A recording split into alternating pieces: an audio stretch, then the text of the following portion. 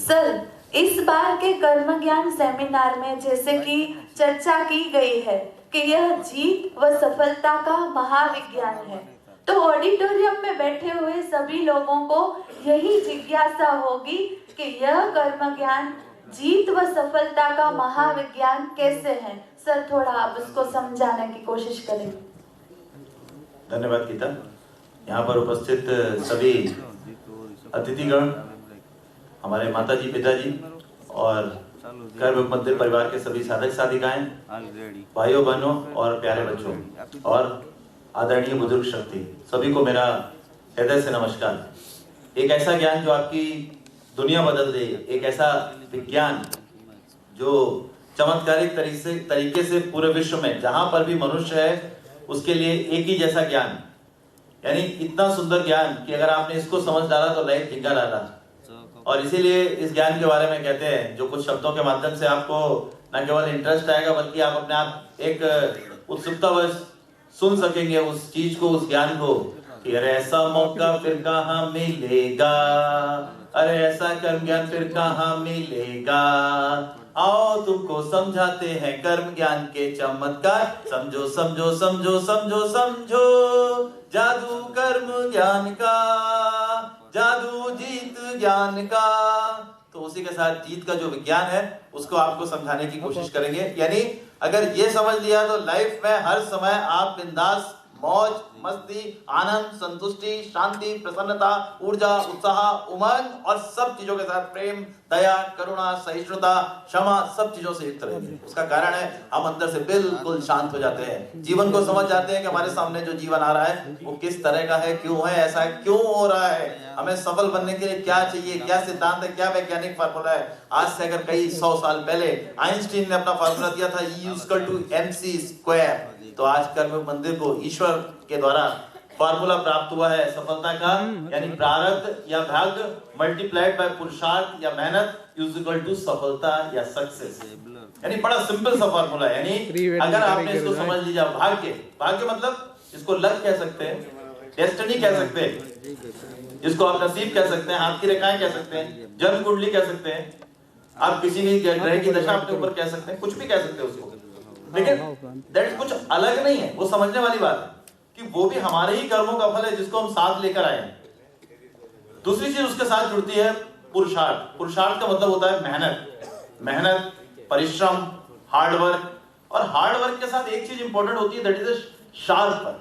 Sharp work का मतलब होता है जो बुद्धिमत्ता पूर्ण, जो आप निर्णय लेते हो, बुद्धिमत्ता पूर्ण कार्य करते हो। जैसे ऐसा नहीं कि एक जगह गड्ढा खोदे जा रहे हैं, अभी आपके पास फावड़ा है, नीचे एकदम से चट्टान आ गई तो भी फावड़े से किधर से खोदेगा, नहीं खोदेगा।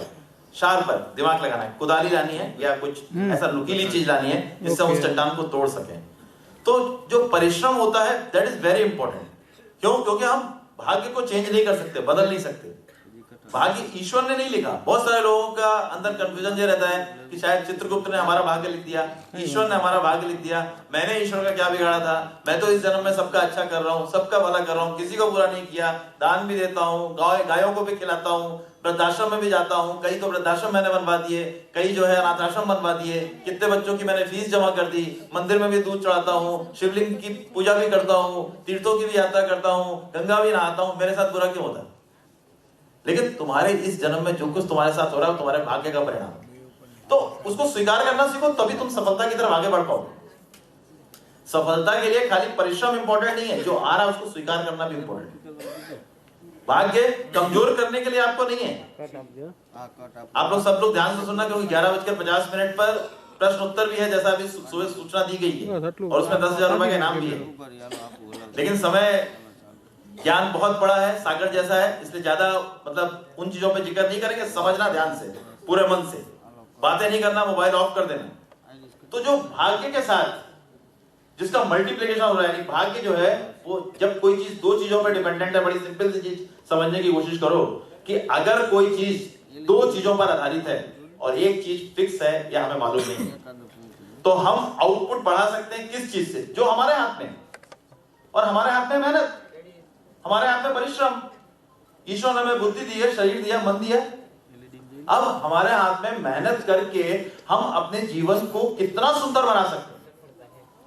आप कल्पना नहीं कर सकते आपका जीवन कितना सुंदर बन सकता है। चाहे वो स्वस्थ बनने की दिशा में हो, चाहे वो आत्मज्ञान प्राप्त करने की दिशा में हो, चाहे विश्व में झंडे गाड़ने की दिशा में हो। सिकंदर कोई और नहीं, आप लोगों में से कोई सिकंदर था। विवेकानंद कोई और नहीं, आप में से ही कोई विवेकानंद था। महात्मा गांधी कोई और नहीं, आप में से ही थे। उन्होंने पुरुषार्थ की शक्ति को पहचाना और आप प्रारब्ध का ऋण रोते रहो। यानी सफलता डिपेंड कर रही है प्रारब्ध मल्टीप्लाइड बाय पुरुषार्थ, या ये कहें कि भाग्य मल्टीप्लाइड बाय मेहनत इज इक्वल टू आउटपुट, सफलता। तो सफलता के लिए सबसे इंपॉर्टेंट है कि हम अगर अपना मेहनत बढ़ाएंगे, अगर हम अपना परिश्रम बढ़ाएंगे, अगर हम अपनी शार्प वर्क और हार्ड वर्क बढ़ाएंगे, तो सीधी सी बात है हमारा आउटपुट बढ़ेगा।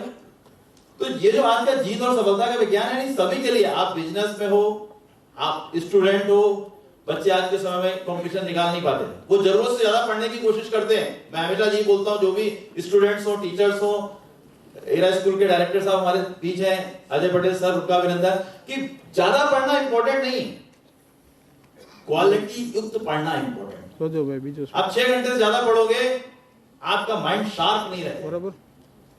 आप देखिए ट्रेन में ड्राइवर को 6 घंटे की ड्यूटी दी जाती है और उसको मना किया जाता है, पायलट को भी 6 घंटे की ड्यूटी दी जाती है, कंसंट्रेशन की। आप 6 घंटे पढ़ो, मैं कह रहा हूं दुनिया का कोई कंपटीशन आपके लिए असंभव है ही नहीं। हम इसीलिए कहते हैं कि अगर इस कर्म ज्ञान को आदमी समझे तो जीवन के हर क्षेत्र में सफल हो सकता है। पहली बात, निराश नहीं होगा। आज सफल नहीं हुए, कमी हमारी मेहनत पे रही होगी, भाग्य में नहीं है। भाग्य तो जो है वो हमारे कर्मों के अनुसार हम लेकर आए, उसको बदल नहीं सकते। इसलिए पहले भाग्य का रोना छोड़ दो, हमारे घर की परिस्थितियां ऐसा छोड़ दो, हमारे माता पिता ऐसे ऐसे छोड़ दो, हमारे पास पैसा नहीं है जो छोड़ दो, ये सब बोलना छोड़ दो। तुम मेहनत करोगे, लगोगे, तुम्हारे रास्ते में लाख भाग्य रुकावट डाले, हम कह रहे काल तुम्हारे रास्ते में रुकावट डाले, तुम्हें रोक नहीं सकता। क्यों? क्योंकि तुम्हारे हाथ में पुरुषार्थ की शक्ति है। हम भाग्य के संघर्ष को भी अपने पुरुषार्थ के से पराजित करके हर्ष के संग जी सकते हैं। तो ये जो चमत्कारिक फार्मूला है, इसको अगर समझने की कोशिश करें तो कहने का मतलब है कि भाग्य एक फिक्स चीज है, वो भी मालूम नहीं हमें किस समय पे क्या आएगा। हो सकता है कभी और खराब भी आ सकता है। आप एग्जाम देने जा रहे हो, अचानक आपका एक्सीडेंट हो गया, आप हॉस्पिटल पहुंच गए, तो रोना किस बात का? भले अभी नहीं हम इस बार नहीं सफल हो पाए, अगली बार होंगे। अगली बार आप एग्जाम देने जाने वाले थे, आपकी माता जी का हार्ट अटैक से डेथ हो गई, आप नहीं एग्जाम दे पाए, कोई बात नहीं। ये रुकावटें हैं भाग्य की। मैं इसलिए आपको भाग्य को कमजोर करने के लिए नहीं बोल रहा, उसको स्वीकार करने के लिए बोल रहा हूं। आपने 3rd टाइम में एग्जाम दिया, कोई रुकावट नहीं आई, आप फर्स्ट क्लास टॉप। 2 साल में कौन सी चीज निकल गई आपकी ऐसी? जो फांसी पे झूल गए या जहर की दवा खा लिया, ट्रेन के आगे कट गया, कहीं नदी में कूद गए, उससे क्या हो गया? जिंदगी में निराशा नाम की कोई चीज है नहीं। अगर कर्म ज्ञान समझो तो निराशा शब्द ही नहीं है, जिंदगी आशा से युक्त है, मौज से युक्त है। जिंदगी उन लोगों के लिए हर पल मौज है जिनके पास कर्म ज्ञान है, बाकियों के लिए जिंदगी बोझ।